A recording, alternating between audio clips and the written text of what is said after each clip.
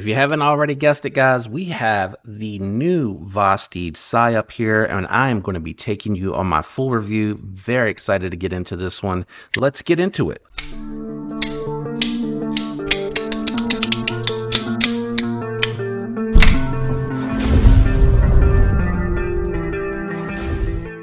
All right, guys, I'm really pumped about this one. I've had this one for a little over a week now, and I'm just absolutely tickled to death with this one. Let's go ahead and kick it off with some size comparisons. We're going to bring out another Vosteed out here.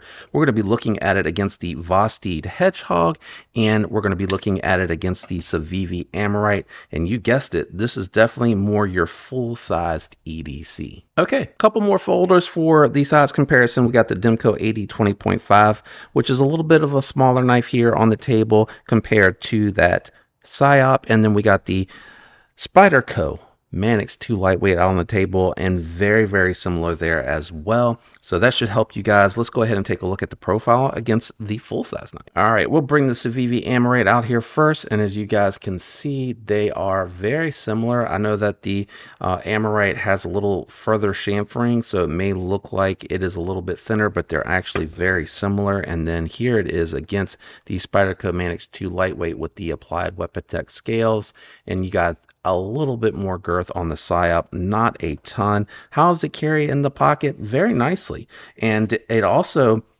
has this most slender profile out of the two here, so it's going to be thin. It is going to be a little bit more shallow in the pocket than either one of these, even with the pocket clip here, because that pocket clip is going to bring it up a little bit further out of the pocket. You will have a little bit more knife left over, but sometimes I find that I do enjoy that because it makes it really easy to kind of just grab it out of with the butt of the knife. Now let's go ahead and check out the weight. We got our scale out here. Let's check this one out. Coming in at nearly 5 ounces. And I will say that I talked with others about that. I did notice that this had just a little bit more weight on it, sort of like the RS Chaos. So if you're familiar with that, should not be a big deal for you whatsoever. Let's go ahead and kick it down to the garage and check out a little bit of cutting. All right, let's see what this bad boy can do. We're going to do a little paper cut. Keep in mind, I have been using this a little bit before we got to the cut.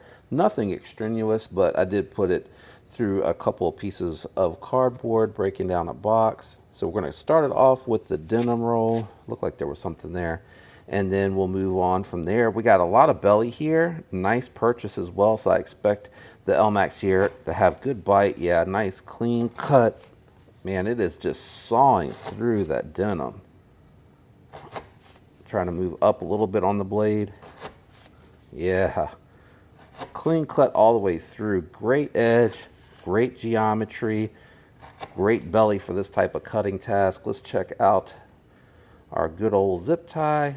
We're going to try to put that down on here and just see. Nice bite.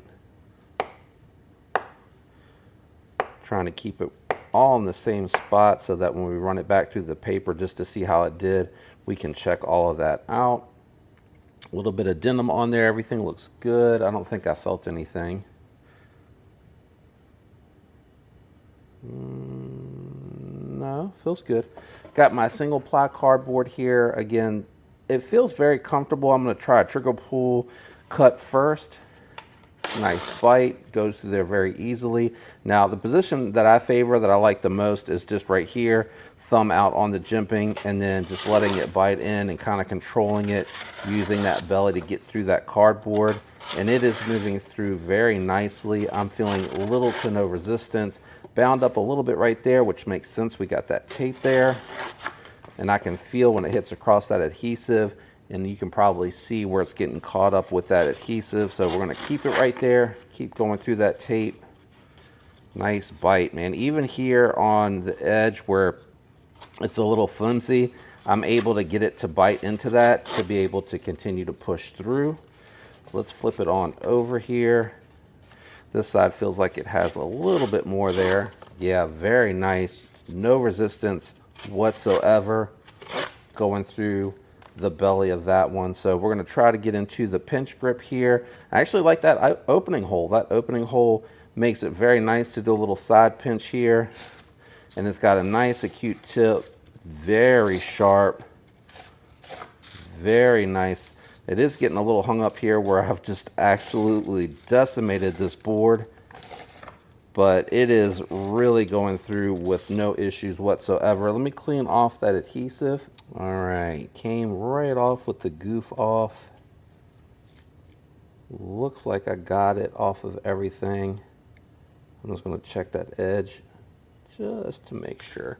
All right, let's see. We'll grab our piece of paper here.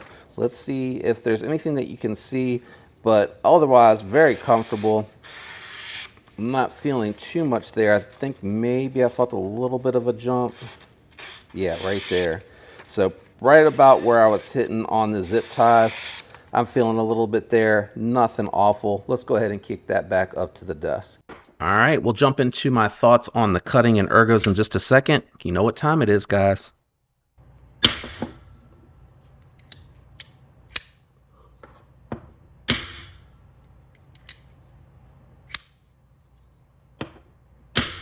So, any surprise from anyone out there that this sandwich lock that is very similar to the Spyderco compression lock holding up like a boss on that test? Remember, accidental spine whacking, we're not emulating batoning with that. All right, let's get into this one here. First and foremost, this is very comfortable. Very, very comfortable in hands. Very similar to how I do with the Smock and the Chaos. I just completely ignore this cutout for my normal day-to-day cutting task, and then it is there as extra security, giving me full 4-finger grip on here if I need it for any puncture task.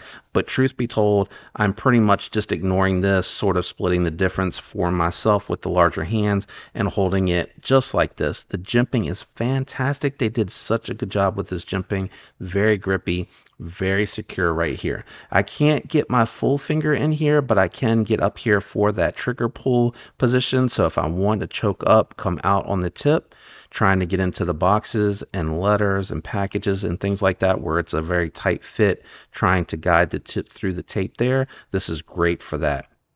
Pinch grip on here is fantastic. So able to get the knife in a nice pinch position, keep that wrist fairly low with this drop point. It's not the lowest drop point out there, but it's very easy to use for those draw cuts, precision cut, detail work, things of that nature. You got a very thin, slicey Elmax steel. You got that polished belt satin finish on it. It is pretty common on knives like these, but it's well done. It looks nice. There's definitely no complaints here at all. That factory edge felt very nice going through the materials. It had nice belly on here, so it was able to get through that denim. It definitely handled the zip ties, biting directly into them with minimal effort. And then, of course, everybody's favorite, the cardboard. It just absolutely destroyed the cardboard, guys. Nice thin profile. It's a very slicey knife, 100%.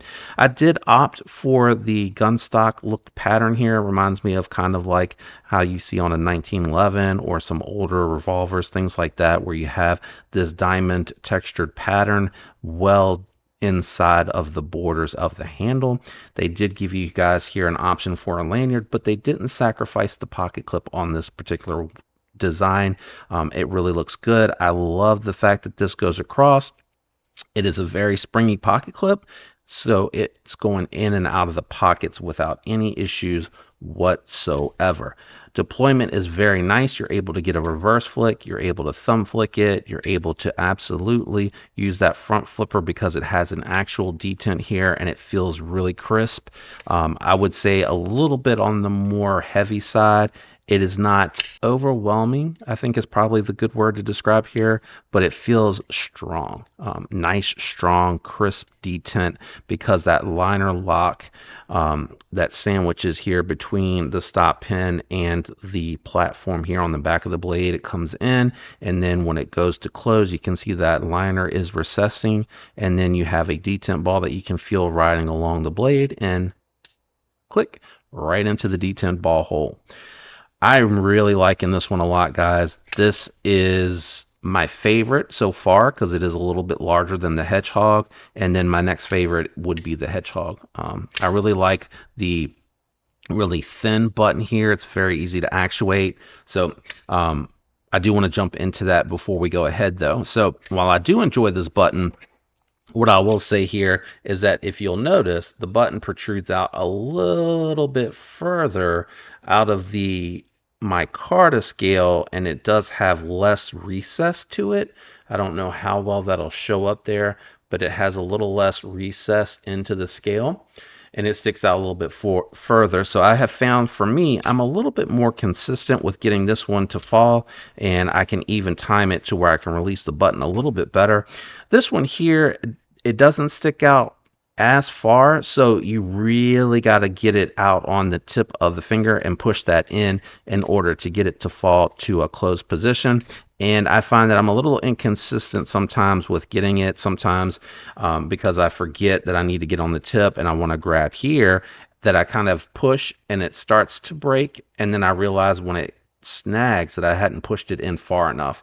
Now, I did have a conversation with some fellow content creators, and they mentioned that these bars tend over time to move. So what may happen is it may stick out really far later down the road on the old Hedgehog here, and it may start to stick out as far as what you see on the Hedgehog here today on the Psyop down the road. So I'm keeping an eye on that. We're just checking in weekly as a comparison between me and those folks, just to see if we see any difference there, any change over time. So just stay tuned into the channel, and I'll kind of give periodic updates on that. If I notice that, maybe I'll do a short. The other thing I really like here is I love the textured backspacer here. I actually can feel that in the palm when I'm cutting, and I feel it right here. So it's nice where you have your smaller fingers to have that little bit of extra traction, and it looks good aesthetically. It's really flush here. You don't feel any transition. The screws are recessed nicely on the scales here. And I do like the little pop of color that you get with that titanium pivot collar. Now, it does feel a little bit heavy, but as you'll see here, you do actually have full steel liners that have been milled out. So I do appreciate that they went to that extra effort to mill out the scales here, the liners here, sorry. But they didn't do any of that on this particular side, and I'm really not sure why that is. I think that they could have maybe done a few extra little holes, but maybe they felt like it wasn't enough weight relief. So I don't know why they went that particular route. Maybe it's just cheaper and easier in production to make the liners and then cut your lock bar out and relief cut on the opposite end. But I think for this one here, you know, they could have just a couple little speed holes, maybe to help reduce some weight. And then maybe on this side, if possible, I don't know if that takes away from the strength. I wouldn't think that it would, but you could go without the full steel liner on this side and just do the washer here, sort of like what you have on the, is it on the Hedgehog? No, the Hedgehog still has, yeah, that's right, because it has the micarta. But you know, I get it. It didn't add a ton of weight. It may have gotten it under 4 ounces instead of it being slightly over. It might not have been a huge difference, because that scale that they have on the non-liner lock side here, it is really cut for weight reduction. You may be on the other side of the fence of that too. You may feel like that extra weight makes it feel a little bit more solid in hand. That extra weight may make it feel a little bit more tough, and that you can do a little bit more with it. It has remained locked up ever since I've done the disassembly. I did do the skiffs, so make sure that you tune into the disassembly video for that, so that you can get the sizes and you can see how this one here is taken apart, put together. The other thing that I want to mention here, if you don't like the gun stock jigged and you like it just to be raw, they did go ahead and do something a little bit special with that one, and they contoured those scales. So if you get that one, it's not just going to be 2 flat slabs of titanium. They have a subtle contouring to it, but for me, I actually liked this pattern, so I wanted this particular one. I will say though, it looks like on the contoured scales, at least in the pictures and videos that I've seen, it looks like they might have polished the titanium a little bit more. And then whatever finish they went with there, may be that it's a little bit more reflective and it appears more dark. I'm not sure on that. You guys may want to chime in and just tell me if you're noticing that as well. Not much else that I can really think of here, because guys, you're getting L-Max, you're getting titanium, you're getting that sandwich style top liner lock on here that sits between the stop pin and the blade itself, and you're getting titanium all throughout. I mean, I think the pivot was the only thing I remember being steel. Yeah, the only thing I remember being steel. Nope, got a little bit of steel on those screws as well. So you do still have steel hardware. For some reason I thought those were titanium, but it is steel hardware unless it's picking up the liners. No, it's definitely picking up the hardware, I think. So not bad at all. You're getting all of that, my point being, for 250 bucks. So you can get Megarons for around 200 bucks, or you can get Kunwus for around 300. You can get them from 230 to $300, but I think this is a really compelling option because all of that is going to be crossbar locks, or they're going to be frame locks, and there's nothing wrong with either one of those. They're fantastic locks, but I think this is different and interesting enough to warrant this standing out from the rest of the crowd. Again, if you can't afford the $250, they do have the Hedgehog, and it is very nice in S35VN. You're getting micarta and or Topo G10, which I think is fantastic. It feels like a user because it's so chunky, and it does allow for me to get 4 fingers on there fairly comfortably, and I do really enjoy using this one. And then for $65, you can get the 14C28N Raccoon, which has the round button on it. It's the only one that's a little bit different as far as the buttons construction from the RS Chaos Hedgehog and the Psyop. Let me know what you think about this one down in the comments, but I'm very excited about it, very tickled. I have very much enjoyed this. It has very much dominated the pocket for me. I mean, it is really just, I've been picking this up a ton. I really like it. It feels great. I think this is honestly just so much better than plunge locks, and plunge locks have come a long ways. They are done well. I mean, don't get me wrong, it's not a knock on there, but when you come push to shove, for how the detent feels, how secure the blade feels in the handle, I mean, this thing is just aces, absolutely aces, and the construction is fantastic. I think the design looks really, really good. Let me know what you think about this one down in the comments, guys. I appreciate you hanging out to this point of the video. It helps the algorithm. Thanks for leaving that like. Make sure you've left that comment for me, and if you're not subscribed, make sure you hit that notification bell and lock up for that subscription. Special thank you to those channel members. You guys know that you help this channel out tremendously. I hope you have a fantastic week. I'll catch you on the next one. Peace.